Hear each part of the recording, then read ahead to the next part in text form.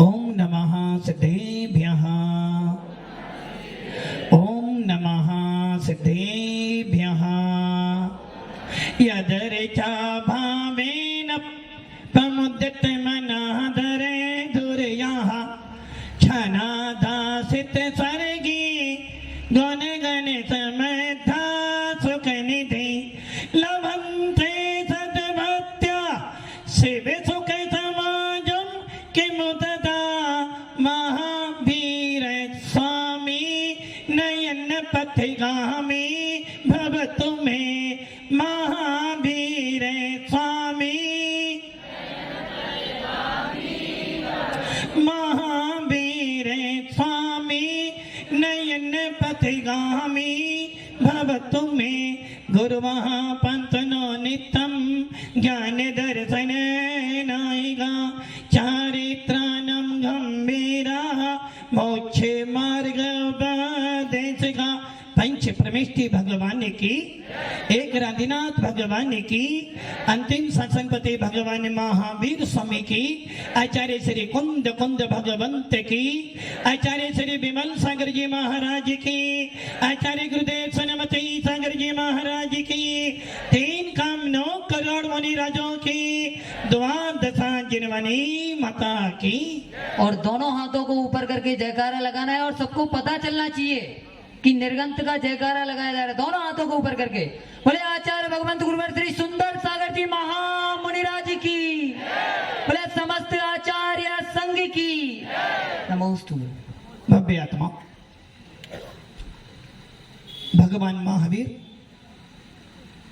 जो हमारे इस काल के और आने वाले काल के भी अंतिम तीर्थेश हैं, जिन भगवान महावीर का एक संदेश, कितने संदेश गंगवाल जी? एक संदेश। कौन सा संदेश? जियो। और कितने समझदारों के मैंने महावीर का एक संदेश बोला और आपको याद आ गया कि भगवान महावीर ने संदेश तो बहुत सारे दिए हैं, किंतु एक संदेश ऐसा है जिसको बोलने से पूरा विश्व भगवान महावीर के चरणों में नतमस्तक हो जाता, और वो है जियो और जीने दो। भव्य आत्माओं, अब आप ये विचार कर लो कि एक जियो, पारस जी क्या जियो, क्या जियो? जियो, एक जियो का नाम लेने से यदि एक व्यक्ति इतना बड़ा धन कमा सकता है, तो आप सोच लो यदि मैं जियो और जीने का नारा अपनी आत्मा में उतार लूंगा तो मैं 3 लोक का भगवान बन जाऊंगा। ऐसा शासन किनको मिला? ये शासन किनको मिला? हमें मिला। गर्व करो अपने शासन पर, गर्व करो अपने पुण्य पर कि पूरे विश्व के अंदर मात्र भगवान महावीर की जय बोलने वाले नहीं, यदि कोई बिना श्रद्धा से भी भगवान महावीर के एक सूत्र में से यदि एक शब्द भी पकड़ता है, जियो और जीनो में से एक शब्द पकड़ा, करोड़पति बन गया। किंतु मेरा भगवान महावीर कहता है तेरा धर्म करोड़पति बनने का नहीं, तेरा धर्म तो लोकाधिपति बनने का है। करोड़पति भी रोड़पति हो सकता है और रोड़पति भी करोड़पति हो सकता है, किंतु यदि एक बार तूने अपनी आत्मा में जियो और जीने दो का नारा अपना लिया तो तू लोकाधिपति बन जाएगा, और एक बार लोकाधिपति बन गया फिर कभी रोडपति नहीं बनने वाला है। ऐसा धर्म, ऐसा शासन हम सबको मिला है, और उसमें सौभाग्यशाली है हम लोग जिनको अपने नाम के पीछे जैन लिखने का गौरव प्राप्त हुआ है। भव्य आत्माओं, चुनावी दौर चल रहा है। चौधरी जी हूं, वैसे चौधरी किन्हें कहते हैं पता आपको? चौधरी। आपको देखकर लगता नहीं कि आप चौधरी होंगे, तो चौधरी की मूछे और पगड़ी और हाथ में एक अरे भैया वो चौधरी समाज के होते होंगे, किंतु हम अपनी आत्मा के चौधरी हैं, और जो आत्मा का चौधरी होता है वो ही जिन शासन के अंदर उत्पन्न हो सकता है। हर किसी को जिन शासन नहीं मिलता। सौभाग्यशाली हो। कितनी पूरे विश्व की कितनी जनसंख्या है? 750 करोड़, 7 अरब। 7 अरब में कितने जैनी हैं? 1 करोड़। और उन 1 करोड़ जैनियों में से भी, उन 1 करोड़ जैनियों में से भी ऐसे कितने जैनी हैं जिनको निर्गंथों का समागम मिलता है? 50। और उन 50 में से भी कितने सौभाग्यशाली होंगे जो निर्गंतों के चरणों में आकर अपने आप को धन्य समझते होंगे? 20। और उसमें से भी, उन 20 में से भी ऐसे कितने सौभाग्यशाली होंगे जो अपनी आत्मा को भगवान बनाने का विश्वास, श्रद्धा पैदा करते हैं? मात्र 1 लाख। और उन 1 लाखों में से भी कितने हैं जैनी जो मुनिराज बनते हैं? निर्मल जी, कितने मुनि? आपके पास कितने साधु संत हैं? आपके पास 1 लाख में से कितने साधु संत हैं? मात्र 1500। कितने हैं? 1 लाख ऐसे जैनी हैं जो निर्गंतों के प्रति अपनी श्रद्धा व्यक्त करते हैं, और उस 1 लाख में से कितने हैं? मात्र 1500, 1600, जिसमें मुनिराज भी आ गए हैं, आरिका भी आ गई हैं, छुल्लक भी आ गए और एलक भी आ गए। मात्र 1500, 1600। और कितने गांव हैं? गंगवाल जी, गांव कितने हैं? बहुत सारे हैं। हर गांव में यदि एक साधु, एक छुल्लक, एलक भी भेजा जाए तो गांव कम पड़ेंगे, गांव कम पड़ेंगे, साधु कम पड़ेंगे और गांव बच जाएंगे। और उसमें भी 1500, 1600 हमारे पास साधु हैं। और 1500, 1600 साधुओं को देखकर कितने जैनियों के मन में ये भाव आते होंगे कि मैं भी भगवान आत्मा हूं, मैं भी भगवान आत्मा बन सकता हूं। राकेश जी, क्या कह रहे हो? क्या कह रहे? क्या कह रहे? बन सकता हूं नहीं, बन सकता हूं। अच्छा, अध्यक्ष हो या बन सकते हो? अध्यक्ष तो हूं किंतु साधु बन सकता हूं। अरे भैया, जैन कुल में पैदा हो जाने के बाद, वीतराग शासन में पैदा हो जाने के बाद, और नमो लोए सव्वे सावनम बोलने के बाद भी यदि तू ये कहता कि मैं भगवान बन सकता हूं, तो समझना अभी कहीं ना कहीं अंदर की मशीन में गड़बड़ी। अरे तो यदि जिन शासन मिला है, वीतराग शासन मिला, तो शान से वो मैं साधु बन नहीं सकता, मुझे साधु बनना है। भव्य आत्माओं, आप ये विचार कर लो, पूरा विश्व ये बात कहता है, जिस प्रकार की साधना, जिस प्रकार का हिंसा धर्म का पालन जैन व्यक्ति करता है, जैन शासन करता है, किसी अन्य संप्रदाय में नहीं किया जाता है। भले कोई भी सरकार हाजर चली जाए, भगवान महावीर का शासन जयवंत था, जयवंत है और जयवंत चलता चला जाएगा। भव्य आत्माओं, सुनते थे कभी सुनते थे कि कोई मुनिराज जब नगर से निकलते थे, गांव से निकलते थे, तो गांव के लोग सोचते थे हमारे यहाँ कोई तीर्थंकर परमात्मा आ गए। जब कोई मुनिराज नगर से निकलते थे, आज से 20-25 साल पहले, लोग तरसते थे कि धन्य हो गए हमारे जो नेत्र, जो में आज दिगंबरों का दर्शन हो गया। और आप कितने सौभाग्यशाली हो कि आपके इस नगर में कभी ना कभी चलते फिरते बिना प्रयास से कोई ना कोई संग तो मिल जाता है। अब आप बताओ, आप सौभाग्यशाली हो ना? सब हो ना? अच्छा ये बताओ, एक अच्छा ज्ञानी व्यक्ति कौन होता है? हाँ प्रकाश जी, एक सबसे अच्छा माइंडिंग व्यक्ति किसे कहोगे आप? नहीं नहीं, वो तो तुम झूठ बोल रहे हो, धर्म के मोल में बैठे इसलिए बोल रहे हो। जो धन से धन कमा ले वो सबसे ज्यादा प्रमोशन करने वाला व्यक्ति, और जो धन से धन ना कमा पाए, लॉस कर ले, तो वो कौन हो गया?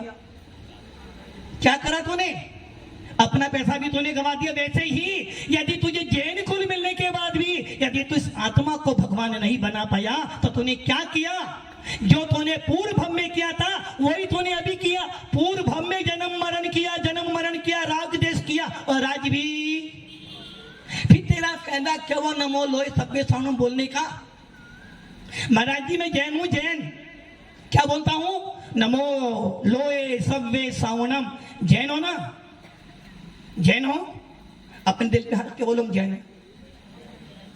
नहीं, रख के नहीं बोलना, अपने दिल पर अपनी दृष्टि लगा सोच, तू जैन है। चौधरी जी क्या हो गया? पसीना आ गया। जब जब आत्मा की बात सुनोगे पसीना तो निकलेगा, जो कि जब जब भी आत्मा की चर्चा होगी, जब जब भी आत्मा की चर्चा सुनोगे, कर्म अपने आप को कहेंगे भैया तूने कहां लाके रख दिया मेरे को?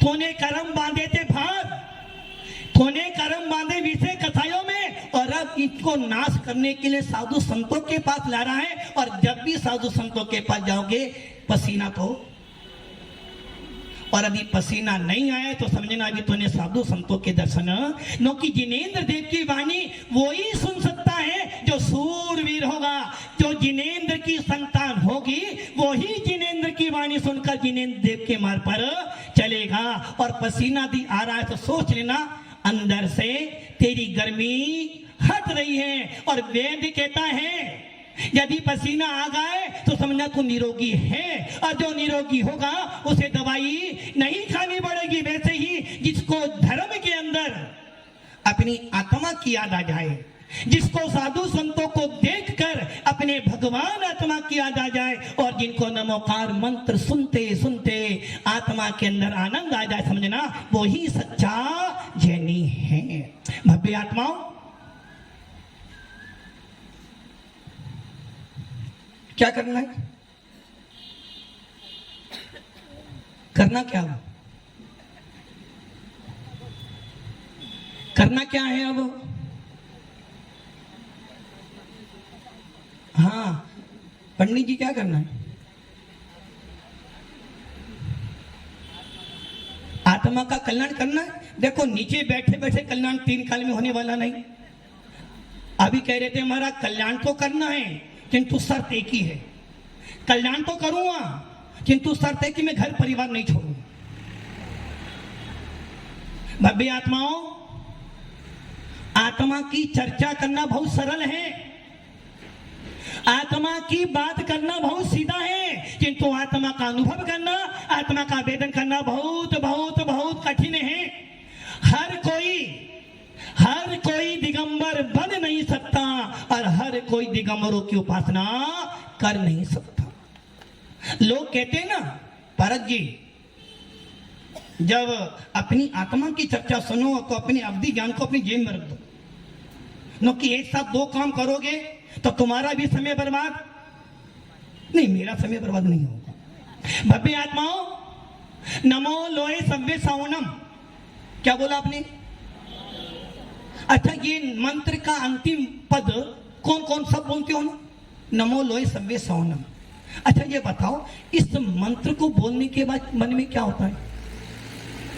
आपके भावों में क्या आता है?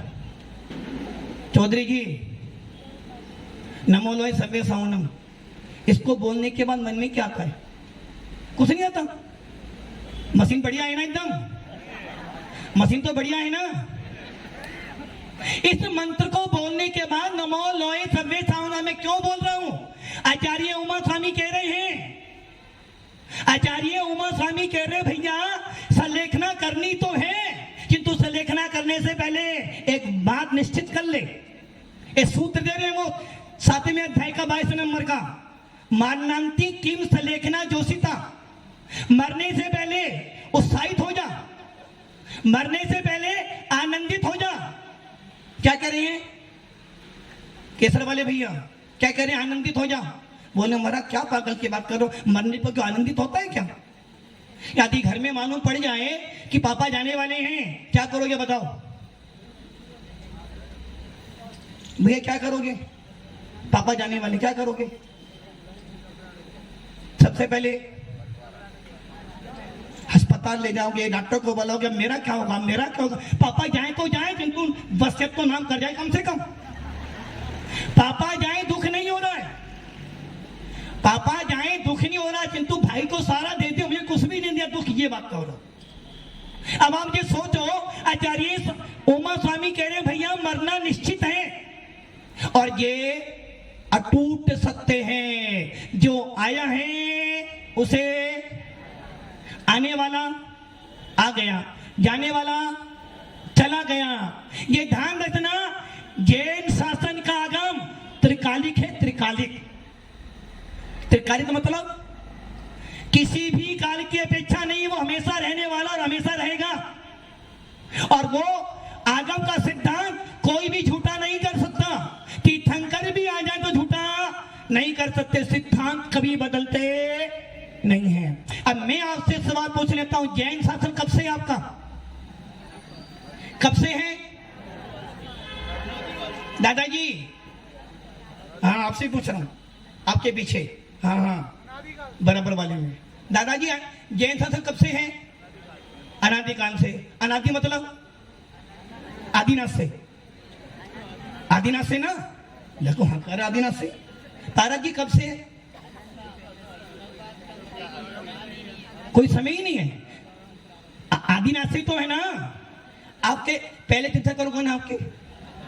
हाँ पीछे जो बैठे भैया केसर वाले, कब से? आदिनाथ से। आदिनाथ से पहले कितने पहले था? शाश्वत है कौन? नहीं मैं तो शाश्वत हूं, शाश्वत है, कभी विनाश नहीं होगा। विनाश तो होगा ना, छठा काल आएगा, विनाश होगा ना, तो विनाशी होगा ना, लुप्त होगा, विनाश नहीं होगा। कान ऐसे पकड़ो ऐसे पकड़ो, बात तो एक ही। अरे भैया ये श्रद्धा जमाल है, जैन शासन अनादि काल से है और अनंत काल तक रहेगा, उसका कोई विनाश। संसार कब से है, कब तक रहेगा? हाँ बेटा तू कब से? 2006 से, और कब तक रहेगा? हाँ विशु भैया तू कब से? 1992 से, 92 से हो ना, 92 से, और कब तक रहोगे? अब बताओ क्या कर रहे हो? हाँ राकेश जी आप कब से हो? 63 से। और ये जो भैया बैठे हैं, जो चौधरी जी के पास में जो बैठे हैं, कब से हो? 65 से। कब तक रहोगे? कब तक रहोगे? 100 साल, 100 साल पूरे करोगे या 120 करोगे? 100 साल बहुत बहुत है। अच्छा क्या करोगे 100 साल तक रहकर? अच्छा मतलब कि अभी जीना भी है तो 100 साल राकेश के लिए जीना, अपने लिए जीना नहीं। अरे भैया तू कह रहा है कि जैन शासन अनादि काल से है, अनंत काल तक रहेगा, तू कब से है? अरे भैया इतनी बड़ी गलती क्यों करते हो? वो ज्ञानी जिन धर्म को तू अनादि काल से कह रहा है अनंत काल तक रहेगा, तीर्थंकर कब से भैया? तेरे बेटे भी बैठे ना, हाँ किसमें वाले तीर्थंकर कब से हैं? कब से हैं? कब तक होते रहेंगे? अनादि काल से हो रहे हैं, कब तक होते रहेंगे? भैया बातें ना करो, अनादि काल से तीर्थंकर होते आए और अंत काल तक होते चले जाएंगे। आप किनके वंशज हो? तीर्थंकरों के वंशज हो। जब मेरे तीर्थंकर अनादि काल से हैं, अनंत काल तक होते चले जाएंगे, मेरा धर्म अनादि काल से है, अनंत काल तक चलता चला जाएगा। मैं कब से हूं? मैं भी अनादि काल से था, हूं और हमेशा। चौधरी जी कब से हो? कब तक रहोगे? मैं कौन हूं? शाश्वत। मैं कहता हूं शाश्वत। मेरे को मारने वाला कोई नहीं। और अभी अभी बाहर कर्फ्यू लग जाए, बोलते ही बम रखा है, क्या करोगे फिर? भागोगे? और मान लो साधु संत हो तो पंडित जी, नहीं पंडित जी ने शास्त्री जी, हाँ शास्त्री जी, यदि एक एटम अभी बन जाए कि यहाँ पे एक एटम बम रखा, बोलो क्या करोगे? सब भाग जाओगे। और महाराज लोग क्यों किया? मतलब कि तुम्हें मरना, तुम्हें मरना नहीं, हमें सबको मरना है। अरे भैया, पर्याय का विनाश होना है, आत्मा का विनाश तो कभी होने वाला नहीं। और जो इस बात को जान लेगा तो किसी के आने में और किसी के जाने में हर्ष विषाद नौकी, ये तो निश्चित है। वस्तु का परिणाम तो होना ही होना है। और मैं कौन हूं? कौन हूं मैं? देखो गड़बड़ी हो गई मशीन में। कौन हूं मैं? वो तो बच्चे ने बोला, ऐसे तुमने बोलते जी हाँ प्रकाश जी कौन हो? मनुष्य जी। अरे भैया, इतना अच्छा भाषण देने के बाद भी मनुष्य कह रहे हो अपने आप को। अरे मैं मनुष्य नहीं हूं, मैं नारकी नहीं हूं, मैं देव नहीं हूं, मैं तिर्यंच नहीं, ये तो सब पर्यायों के नाम है। मैं तो भगवान आत्मा जैसा हूं। और जो भगवान आत्मा जैसा होता है उसका कभी मरण। भव्य आत्माओं, कोई पैदा हो जाए, कोई चला जाए, कोई 100 साल में जाता है, कोई 50 साल में जाता है, कोई बचपन में चला जाता है। हम क्या करते हैं? बहुत बुरा हुआ। क्या हुआ? बहुत बुरा हुआ। भगवान को ने बहुत बुरा कर दिया, बहुत बुरा कर दिया भगवान को। ऐसा अरे कौन से भगवान ने बुरा कर दिया भैया तुम्हारा? अरे महाराज दुकान चलाई थी, बड़ी मेहनत से चली नहीं, भगवान ने सारा बुरा कर दिया। डेली मंदिर आता था, डेली अभिषेक करता था, भगवान ने सारा बुरा कर दिया। अरे भैया, भगवान को और कोई काम नहीं है क्या तुम्हारे अलावा? भगवान ने बुरा नहीं किया, तेरे भावों ने बुरा किया, तेरे कर्मों ने बुरा किया। और कर्म तूने बांधे थे, इसलिए ध्यान रखना, जैन होने के बाद कभी भगवान को दोष मत देना। यदि दोष देना तो अपने भीतर बैठी आत्मा को दोष देना। भव्य आत्माओं, नमो लोए सव्वे सावनम बोलते हो। अब मैं आपसे पूछता हूं, इस नमो लोए सव्वे सावनम में कौन आ गया? कौन आ गया? सब आ गए ना? नहीं मेरे महाराज आ गए, नहीं आए? नहीं मेरे महाराज ही नमो लोए सब में, मैं दूसरे महाराज। आपने बोला नमो लोए सव्वे सावनम, कितनी बार बोलते हो? दिन में कितनी बार बोलते हो? गिनती ही नहीं है, बोलते हो। किंतु ये मेरे महाराज और ये मेरे महाराज, क्या क्या बोल रहे हो? ये महाराज तो हमारे और ये वाले महाराज बाहर से आए हैं। तूने बोला क्या? नमो लोए। राकेश जी क्या बोला? महाराज आज तक मैंने कभी गया ही नहीं कहीं। अरे तू नमोकार में नमो लोए सव्वे सावनम बोल रहा है ना? अरे भैया, नमो लोए सव्वे सावनम में जब तूने ये मंत्र बोला, इस मंत्र के अंदर 2.5 दीप के अंदर बैठे मुनि राजों को नमस्कार हो गया। भले वो विदेश क्षेत्र के हो, एरावत क्षेत्र के हो या फिर भरत क्षेत्र के हो। इस एक वाक्य में कौन कौन से आ गए? सब आ गए। अरे महाराज, सुंदर सागर महाराज को 4 दिन हो गए यहाँ आए हुए, आज तक उन्होंने आचार्य विद्यासागर महाराज की जय नहीं बोली। ऐसे महाराज होते हैं क्या? इतने बड़े साधु संत की जय नहीं बोली? मैंने जय नहीं बोली ना? राकेश जी मना कर रहे थे, नहीं महाराज नहीं बोली आपने। हम तो सोच रहे थे कि आप जय बोलोगे महाराज। आपने सोदा सागर का नाम नहीं बोला, आपने विष्णु सागर का नाम नहीं बोला। अरे भैया, थोड़ा ज्ञान तो लगा। जब मैंने 3 कम 9 करोड़ बोला तो उसमें कौन आया? तेरे गुरु नहीं आए क्या? और तू कहता कि तेरे गुरु नहीं आए तो समझ लेना 3 कम 9 करोड़ मुनि से ज्यादा मुनि हो नहीं सकते। और 3 कम 9 करोड़ मुनि में सारे भावलगी संत होते हैं। और यदि तू कहता कि मेरे गुरु नहीं आए तो कहीं ना कहीं तेरे में तेरे गुरु में गड़बड़ी। और तू यदि ये मानता है कि 3 कम 9 करोड़ में सारे मुनि राज आके, समझना तेरे गुरु भी। जब तूने नमो लोए सव्वे सावनम बोला, तूने सोचा था कि मेरे गुरुजी हो, अकेले और कोई गुरुजी नहीं हो? अरे भैया, भगवान महावीर का शासन तो कैसा है?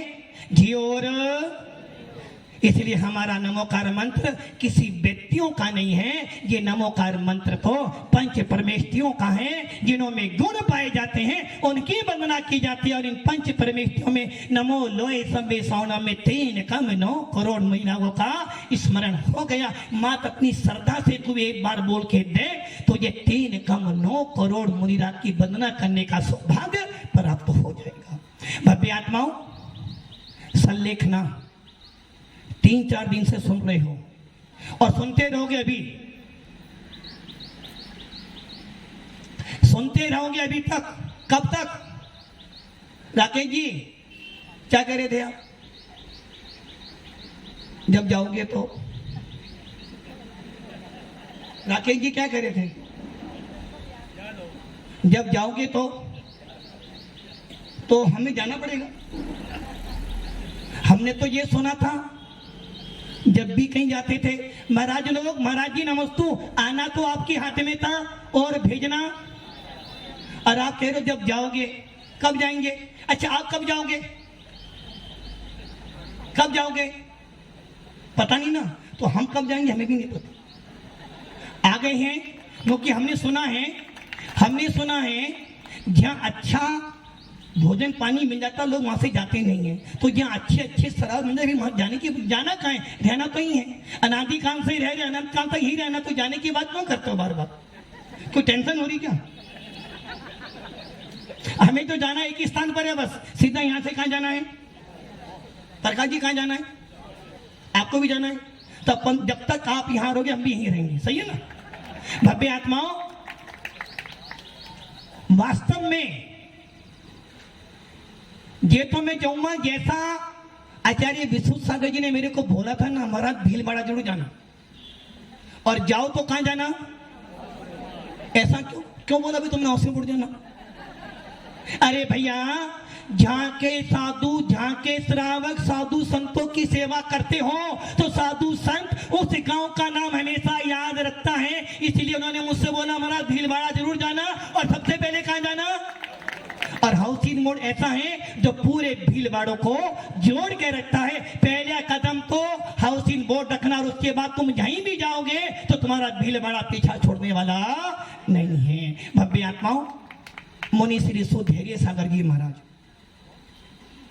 अब आप ये सोच लो, लोगों की मान्यताएं अलग अलग होती है।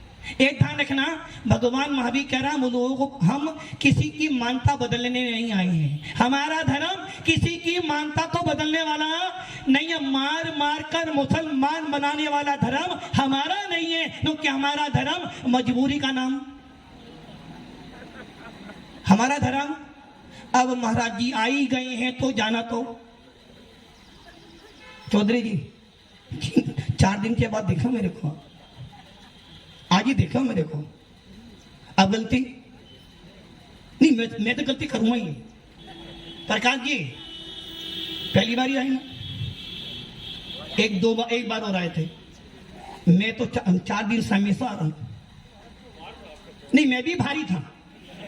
अब अंदर ही रहना। अब बोल देना भैया मेरे यहाँ महाराज जी आए थे, सारे कार्यक्रम भर के, यदि पीएम आ रहा हो तो सारे कार्यक्रम रद्द हो जाते हैं ना। भव्य आत्माओं, सौभाग्य समझना कि आपके यहाँ साधु संत आते हैं तो आपके बच्चों में, आपके अंदर धर्म का बीज आरोपण होता है। आप सोच लो, यदि ये महाराज यहाँ ना होते तो तुम कितना पाप में पड़े रहते। तो समझना सौभाग्य गौर दिव्य तुम्हारा, तुम्हें जन्म से वसत में मिला है कि जब जब जैन कुल में जाएगा नमोकार मंत्र बोलेगा, और जब जब जैन कुल में नमोकार मंत्र बोलेगा निर्गंथों की वंदना अपने आप तेरी हो जाएगी। भव्य आत्माओं, सुधैर्य सागर महाराज, नहीं सोचा था कि ऐसा होगा, और ये तो सुनिश्चित है जब जब भी कोई समाधि करेगा, इस बात को बहुत अच्छी तरह सुनिए। हमारा जैन शासन कहता है मुनियों का मौन होना चाहिए, मुनियों को किसी से बात ही नहीं करनी चाहिए। किस विषय में? जहां पे राग देश पड़ता हो, जहां धर्म की चर्चा हो वहां तो मुनियों को बोलना चाहिए, जहां अन्याय हो रहा हो वहां मुनियों को बोलना चाहिए। किंतु जहां पर राग देश बढ़ता हो वहां मुनियों को मौन धारण कर लेना चाहिए। हमारे जैन शासन में 5 प्रकार का स्वाध्याय होता है। जल्दी तो नहीं हम लोग, हाँ हमारा संडे आज कोई काम ही नहीं, व्यापार बंद है। 5 प्रकार का स्वाध्याय होता है। वाचना, आमनाएं, परछना, अनुप्रेक्षा, धर्मोपदेश। और मुनि राजू को अपने पूरे 24 घंटे में 2 ही काम करने हैं, या तो समाई करेगा या स्वाध्याय करेगा, ज्यादा प्रतिक्रमण करेगा। दिन भर उसको यही काम करना है।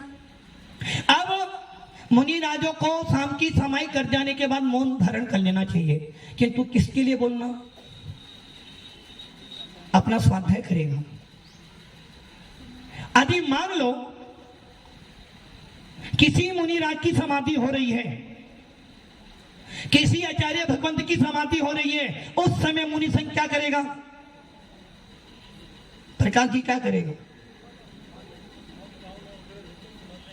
मान लो आपके घर में ऐसा होगा नहीं, मान लो, यहां मत देना, यहां मत देना, यहां लेना, ऐसे कर देना। मान लो तुम्हारे घर में कोई चोर आ जाए, क्या करोगे आप? चिल्लाओगे? बस भगाओगे ना? कैसे भाग?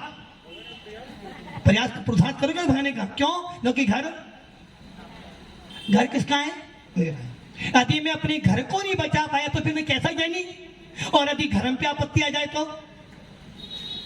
एक तरफ घर पे आपत्ति आ रही है और एक तरफ धर्म पे आपत्ति है, सबसे पहले कहां जाओगे? दिल से बोलो। देखो क्या नहीं अच्छा मान लो अब मैं तुमसे पूछता हूं, मैं बीमार हूं और एक तरफ मेरा संकल्प साधु बीमार है, मैं सबसे पहले कहां जाऊंगा? नहीं, मैं भी तो मानव ही हूं भैया। एक तरफ साधु बीमार है, एक तरफ मैं बीमार हूं, मैं सबसे पहले कहां जाऊंगा? नहीं, संसार छोड़ देता तो मैं अरहंत बन जाता। और देखो एक माँ, प्रकाश जी खड़े हो बैठूंगा, एक माँ उसके सामने 2 बच्चे बैठे हैं और उसके बाद सिर्फ 4 ही रोटी हैं, वो क्या करेगी? सबसे पहले क्या करोगी? नौकी माँ चाहती है कि बच्चा खा लेगा और यदि वो सुखी हो जाएगा तो उसको देख देख कर मैं। वैसे ही यदि घर में और धर्म में विवाद हो रहा है कि यहाँ पर सबसे पहले कहां जाना पड़ेगा? घर देखना है किंतु पहले भावना कहीं ऐसा तो नहीं अरे वो देख लेगा, मैं पहले अपना घर देख लूं। बस वैसे ही एक आचार्य की समाधि हो रही हो, उसमें मुनि संघ क्या करेगा? क्योंकि वो आचार्य, जिस आचार्य ने जीवन भर इस संघ का पालन पोषण किया था, अब वो सारे मुनि क्या कहेंगे? नहीं, जब घर में बाप बीमार होता है तो चारों बेटे बैठकर बाप की सेवा करते हैं, तो समझना बेटे लायक हैं। और यदि बाप बीमार हो और चारों बेटे घर के बाहर हो, समझना बेटे चारों के चारों नालायक हैं। वैसे ही यदि संघ में समाधि हो रही हो और मुनिराज मौन लेकर बैठा, समझना वो मुनि अभी धर्म के प्रति लायक नहीं बना। आचार्य विद्यासागर महाराज की समाधि हुई और रात में कितने समाधि हुई? 1:30 2:30 के बीच में। उस समय जो भी मुनिराज थे क्या कर रहे थे? नमो वरिहंताण में नमो सिद्धाण नमो कर मंत्र सुना रहे थे, मारा भवना संबोधन दे रहे, क्योंकि उन्हें पता है कि एक भव्य आत्मा जिसने अपना जीवन साधना में बिताया है, अब वो अपना प्रयाण कर रहा है, तो मेरा कर्तव्य बनता है कि मैं इसे नमोकार मंत्र सुनाऊं। क्योंकि हमारे यहाँ क्या बोला गया है? धर्मात्मा निकट हो चर्चा धर्म सुनावे, वो सावधान रखे। और देखो इधर मुनि सुधैर्य सागर आए, राकेश जी के पास समाचार आया, पवन जी भी आ गए, मेरे से बोला गया महाराज करना क्या है? वहां जाओगे, यहाँ जाओ, यहाँ रहोगे? मैंने क्या भैया वहां तो जाऊंगा नहीं। कहाँ? आर के पुर लंबा है, यहाँ रहेंगे तो मेरे साथ मेरा परिकर जो है, क्योंकि आचार्य विद्यासागर जी ने निर्यापक बनाए थे और उनका कर्तव्य क्या होता है? आचार्य शिव कोटि भगवंत भगवती आराधना में कहते हैं कि एक मुनि की समाधि में अधिक से अधिक 48 निर्यापक चाहिए। कितने? 48। निर्यापक मतलब सेवा करने वाले, निर्यापक मतलब जो उनके मल मूत्र का शोधन करें, उनको उठाए बिठाए, उनको हार करा, उनको संबोधन दे, उपदेश दे, उन्हें कहते हैं निर्यापक, सेवा करने वालों को। अब मैंने कहा भाई यहां लाओगे तो मेरे पास चतुर्विधि संघ है, और भीलवाड़ा का सौभाग्य है कि उसको पहली बार चतुर्विधि संघ मिला है। और ये सारी सेवा करेंगे तो थोड़ी मुझे राहत मिलेगी, और योग सहयोग बना। और राकेश जी ने भी अपना पूरा दायित्व निभाया, हाउसिंग बोर्ड ही नहीं, पूरे भीलवाड़ा की भावना हुई और उनको यहाँ लाया गया, उनको दीक्षा दी गई। और जब दीक्षा देने के लिए प्रयास किया था, जब उनकी मशीनें हटाई थी, तो लग रहा था मात्र थोड़े ही क्षण में ये जीव, किंतु भव्य आत्माओं, भावों में थोड़ा तो सुधार कीजिए, भावों में थोड़ा तो सुधार कीजिए, थोड़ा थोड़ा प्रभु जी का ध्यान कीजिए। उस जीव आत्मा ने जब संलेखना का भाव बनाया, जैसा कि उनकी बेटी तैयारी की थी, वो जयपुर अस्पताल में पड़े हो, क्या करें बेटा, किससे करें निर्मल जी, किससे करें, किससे, बेटे से। आपका भी बेटा है ना, आप सबके बेटे भी होंगे ना। यदि वास्तव में बेटे का कर्तव्य पूरा करना है तो क्या करना, पापा चिंता नहीं करो, अंतिम समय में तुझे मैं अस्पताल लेकर नहीं जाऊंगा, तो मैं किसी साधु संत के पास ले जाऊंगा, तुम्हारा समाधि मरण कराऊंगा। यदि वास्तव में पिता का कर्ज चुकाना चाहते हो तो अपने माता पिता से बोल देना, मम्मी पापा चिंता नहीं करो, मैं तुम्हारा बेटा हूं और तुमने मुझे पाल पोस के बड़ा किया है, अच्छे संस्कार दिए, तो मैं अंतिम समय तक तुम्हारा समाधि मरण कराने का पूरा प्रयास करूंगा। उन्होंने बेटे को बोला, बेटा इच्छा तो मुनि महाराज बनने की है, यदि तेरा सहयोग मिल जाएगा तो हो सकता है इस नश्वर शरीर में जो आत्मा बैठी है उसको कुछ संस्कार मिल जाएगा। और उनके परिवार में बेटा राजी हो गया, और जिसने अपना पूरा जीवन दिया था, किसने, बड़े ज्ञानी जी वो, देखो कितना सब जानते, जिसने अपना पूरा जीवन तुम्हारे पीछे बिता दिया, वो कह रहे नहीं, यदि ये मुनि राज बन जाएंगे, समझूंगी मेरे घर में कोई तीर्थंकर दीप पैदा हो गया। और पूरा परिवार लाया, और हमारे हाउसिंग बोर्ड की समाज ने, हमारे अध्यक्ष जी ने भी श्रेष्ठता स्वीकार कर लिया, महाराज आपको जो करना करो, किंतु बस ये ध्यान रखना। क्या हुआ, नहीं पैक नहीं उतर रहे आपके अभी, बोले महाराज कुछ भी करना भी तुझे ध्यान रखना, दीक्षा 25 तारीख को वहां गड़बड़ी मत करना को, वरना कहीं ऐसा ना हो जाए कि तुम तो यहाँ रहो और दीक्षा पूरा पंडाल खाली हो जाए। अरे भैया, जो साधु बनता है वो सबका ध्यान रखता है, और जो भगवान बनने जा रहा है वो सबसे पहले अपना भी ध्यान रखता है।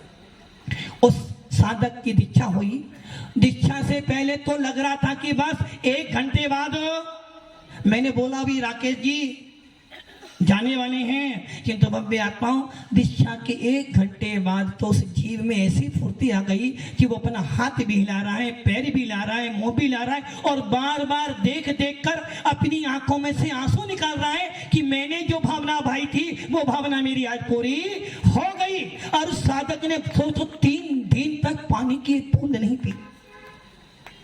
और लोग क्या कहते हैं, अरे भैया जब घर में कोई बीमार हो तो घर में रहने वाले लोगों के मुंह से निवाला भी निकले। तो जिस घर में, जिस संग में कोई छपक राग आ जाए, वो मुनिराज, वो त्यागी वर्ती मौन हो जाए। आचार्य भगवंत कहते हैं यदि छपक को देखकर भी साधु संत मौन धारण करते हैं तो समझना उनकी समाधि बिगड़ने वाली है। इसलिए हमारे जैन शासन में कहा है, जब जब संलेखना हो साधुओं को बोलना चाहिए, धर्म उपदेश देना चाहिए। जब जब धर्म पे आपत्ति आए तो मुनियों को मौन तोड़कर भी उपदेश देना पड़ता है, जैसा कि रक्षाबंधन पर घटना सबने सुनी है।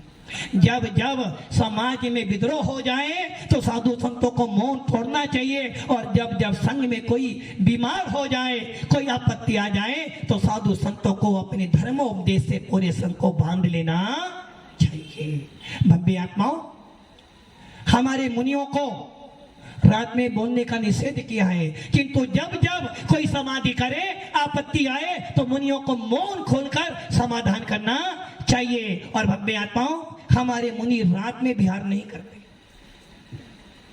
हमारे मुनिराज, हमारे त्यागी वर्ती आरिका माता जी रात में विहार नहीं करती, किंतु भव्य आत्माओं, यदि कोई व्यक्ति समाधि करना चाहता है और वो अब मुनिराज के आने के पास लायक नहीं है, तो आपको उसके घर पे जाकर भी उसकी समाधि करवानी पड़ेगी। हम लोग फंटन में थे। फंटन नाम सुना है? सुना ना? महाराष्ट्र, जिसको जैन शासन की काशी बोला जाता है, जहां आचार्य शांति सागर जी महाराज ने चतुर्मास किया था। और वहां पर कैसे लोग है पता आपको? ऐसे भी हैं मुनिराज वाले, हे स्वामी नमस्तो नमस्तो नमस्तो, और ऐसे भी हैं, कौन महाराज? कोई महाराज नहीं, बस मैं तो आत्मा ही हूं। समझ गए ना बात? आत्मा वाली। हम वहां पहुंचे और एक व्यक्ति, एक पंडित सफेद कपड़े पहना हुआ मेरे पास आकर बोला, महाराज पता है? मैंने पूछा तुम कौन हो भैया? बोले महाराज मैं सर्वज्ञ हूं। कौन हूं? मैंने क्या भैया, हम तो रेवती रानी की श्रद्धा वाले जीव हैं। हमने सुना है 24 सर्वज्ञ हो चुके, 25वां होने वाला, और जो 25वां मानते हैं वो हमारे जैन आगम के अनुसार नहीं है। बोले महाराज सर्वज्ञ हूं। मैं क्या भैया, सर्वज्ञ से बात करने का मेरा पुण्य अभी नहीं है। वो चला गया। और जब मैं फंटन पहुंचा, थोड़े समय बाद फिर उस व्यक्ति ने बोला, महाराज एक भव्य जीव 7 प्रतिमाधारी है, बहुत सालों से पालन कर रहा है, यदि आप उसके पास चलोगे तो हो सकता है उसकी दीक्षा समाधि हो जाए। जिस महिला के एक आवाज पर पूरा मुमुक्षु मंडल बैठ जाता है। क्या करो में कभी कुंभुज भाव बोली गए?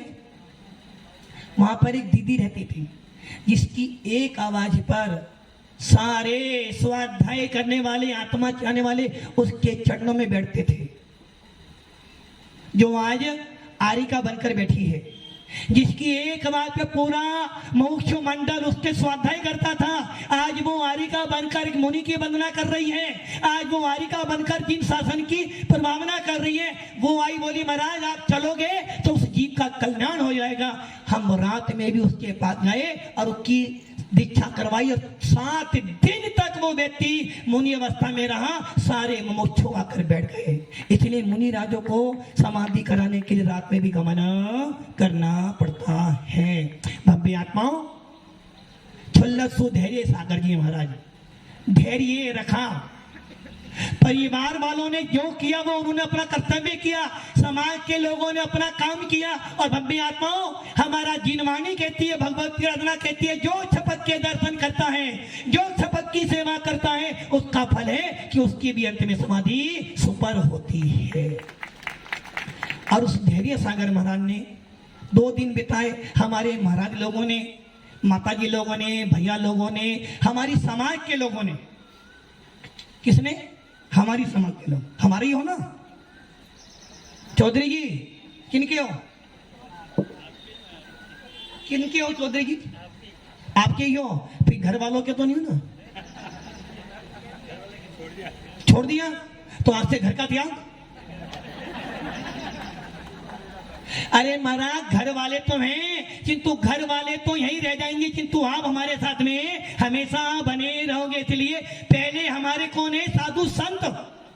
और जो ये भावना भाता है कि साधु संत मेरे हैं, मैं उनका हूं, वो ही इस पंचम काल का सबसे बड़ा जैन अनुयायी हो सकता है। भव्य आत्माओं, धैर्य सागर जी ने अपना काम किया और बड़ी शांति से सुनते रहे। और जब कभी भी उन्हें सुनाते थे ना, तो वो बस देखते रहते थे, हाँ ये क्या बोल रहा है, क्या बोल रहा है। जब नमोकार मंत्र सुनाते, समाधि पाठ सुनाते, तो वो अपने आप को ऐसा देखते कि बस, और जैसे ही बंद करते तो उनका मुंह फिर जाता था।